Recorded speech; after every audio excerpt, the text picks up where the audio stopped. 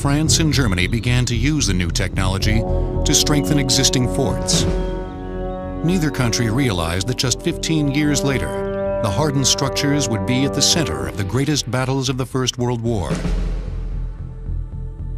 Germans built the first true military bunkers and incorporated them into their trench lines during World War I. These relatively small structures made of steel and reinforced concrete defended German troops, command centers, and weapons against the nearly 5 million tons of explosives fired by the Allies.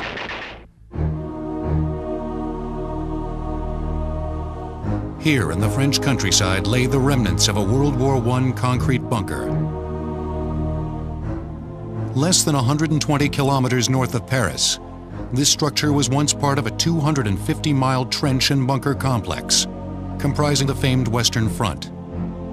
Today, the bunker's rusting steel reinforcing rods protrude from the crumbling concrete shell, as it marks the boundary between a bean patch and a field of wheat. During the war, machine gunners inside these bunkers were blinded by smoke and deafened by the sound of their weapons reverberating off the bare walls. But being inside the bunker was far preferable to being outside. Firing through slits, known as embrasures, bunker gunners took a terrible toll in Allied lives. So hated were the machine gunners that upon surrendering, they were often executed by vengeful soldiers. Still, the bunkers were remarkably successful. One of the reasons that the bunker concept really took hold was the realization that the old-fashioned fort was really a case of putting all of your eggs in one basket. A fort was considered to be a target, and damage to one portion could potentially damage another portion. So you wanted to disperse your defense as much as possible, and that led to putting everything in isolated bunkers. France and Germany each suffered nearly 1.5 million casualties in the Great War. The catastrophic losses prompted both countries to create bunker and defensive line fortifications on an unprecedented scale. The French began construction on the Maginot Line in 1929, a 200-mile defensive barrier that they believed would keep Germany at bay. Stretching over much of the northern and eastern borders of France and incorporating many natural barriers, the mammoth structure may be the greatest bunker complex ever built. The Maginot Line used the theory of a thin, tough skin. A very narrow but very strong line of fortifications that was designed to repulse the enemy. The fortification consisted of a line of strong, mutually supporting, completely self-sufficient bunkers. Armed with machine guns and anti-tank weapons, much of the line bristled with artillery. Some of the structures were connected via tunnel to a subterranean support complex containing a command post, living quarters, storage facilities, and power plant. In short, everything necessary to make them fully independent. The largest structures within the line utilized integrated rail systems to move men and ammunition.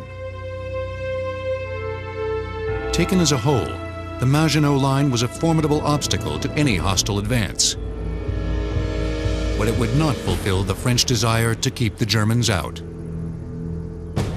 In 1940, soon after the outbreak of World War II, Hitler's forces completely circumvented the Maginot Line by first invading Luxembourg and Belgium to the north, and then descending into France. Between the wars, the Germans in particular developed a new approach to warfare. They'd seen what happened in trench warfare, and they didn't want to repeat it. And they looked at ways to avoid repeating that. The French, on the other hand, were basically still ready to fight the First World War.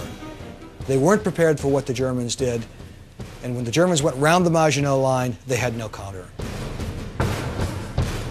After overrunning most of France, the Germans circled back to finally take on the Maginot Line. But even when attacked from behind, the French fortifications were exceptionally difficult to destroy. The Germans unleashed heavy artillery fired from a distance, but bringing forward special guns and zeroing in on the target took precious time.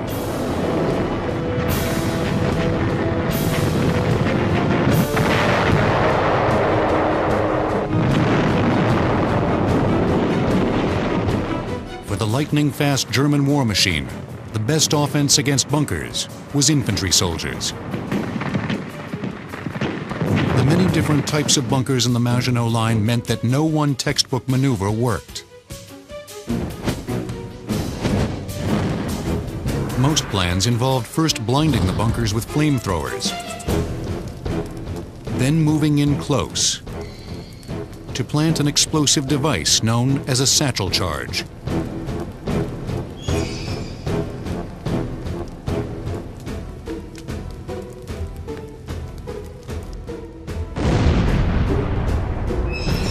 Though the bunkers were clearly vulnerable, they had proven their effectiveness.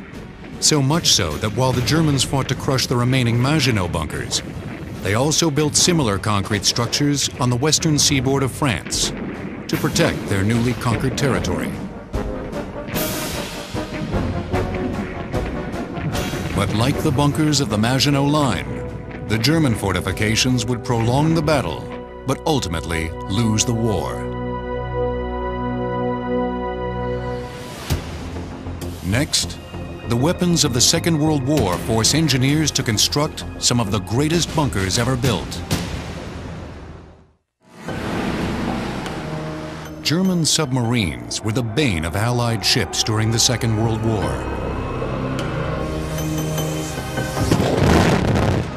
Patrolling the waters of the North Atlantic, the submarines stopped American supplies and troops from reaching European ports. When submerged, these stealthy hunters were almost unstoppable. But above water, they were nearly helpless, particularly vulnerable when taking on supplies or being repaired. Building a bunker to protect a single 250-foot submarine would be a major undertaking. But on the northeastern shores of occupied France, Germany built a submarine bunker complex to house not one, but up to 24 of their U-boats. 3 mammoth block structures comprise the submarine complex in the seaside village of Lorient. Inside these bunkers lay a small city, able to house and protect the submarines, as well as perform repairs and store tons of ammunition, torpedoes, and fuel to supply the underwater killers. To build this phenomenal structure, they obviously needed a lot of workers. Nearly 15,000 prisoners labored for 2 years to build the base. Most of the labor went into constructing the roofs of the buildings. The bunker's ceilings were built of steel-reinforced concrete over 10 feet thick to protect against enemy bombs. The third and largest building has 2 roofs, making it nearly impenetrable. The first ceiling measures 3.5 meters thick and covers the entire building. Then there is an airspace, on top of which there is a second roof which covers approximately 2/3 of the bunker. The roofs were so well built, they forced the British to develop special 6-ton bunker buster bombs called tall boys. On August 6, 1944, the Royal Air Force scored a direct hit. This 50-foot wide crater on top of the roof is the result of the monstrous blast. But despite the tremendous explosion, the weapon was only able to penetrate a few feet. The roof was so thick, nearly 20 feet of solid reinforced concrete remained intact to protect the facility below. The tall boy at least managed to land on the roof. Most other bombs earmarked for the bunker and the planes carrying them never came close. Over the course of the war, nearly 20,000 German soldiers were assigned to anti-aircraft batteries atop the bunker complex and throughout the surrounding city. Successful attacks by Allied pilots were nearly impossible. Aerial frontal attacks on the bunker were equally difficult. Many of the submarine pens have water-level blast doors that were lowered at the first sign of trouble. The barrier would stop torpedoes and specially designed skipping bombs from literally entering through the front door. For additional protection, the Germans scuttled 2 ships in the harbor.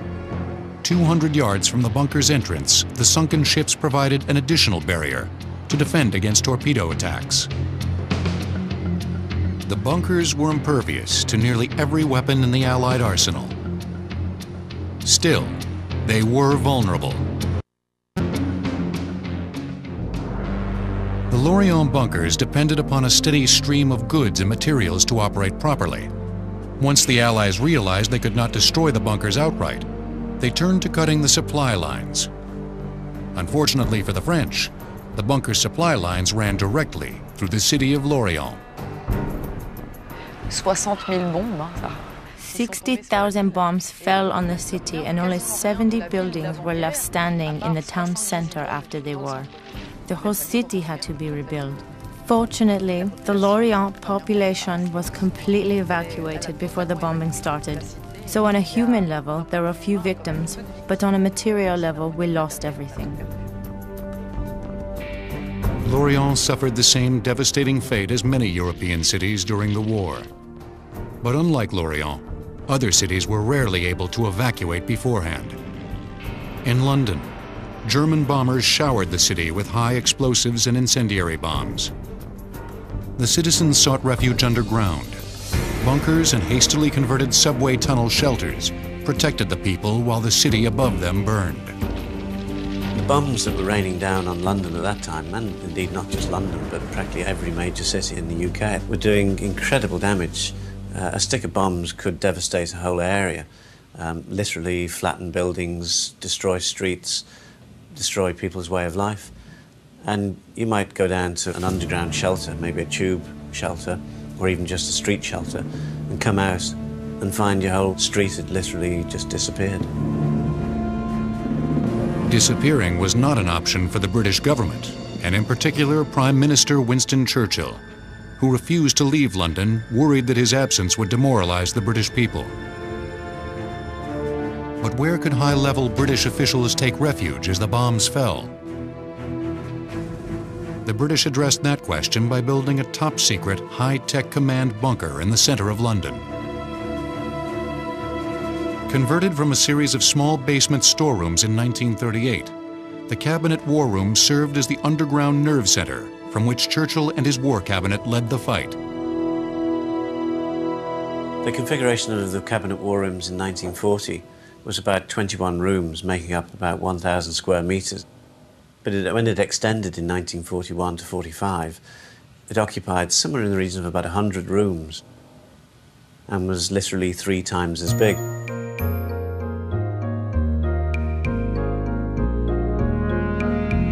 Located under the present-day Treasury building, the bunker is within walking distance of both Parliament and number 10 Downing Street.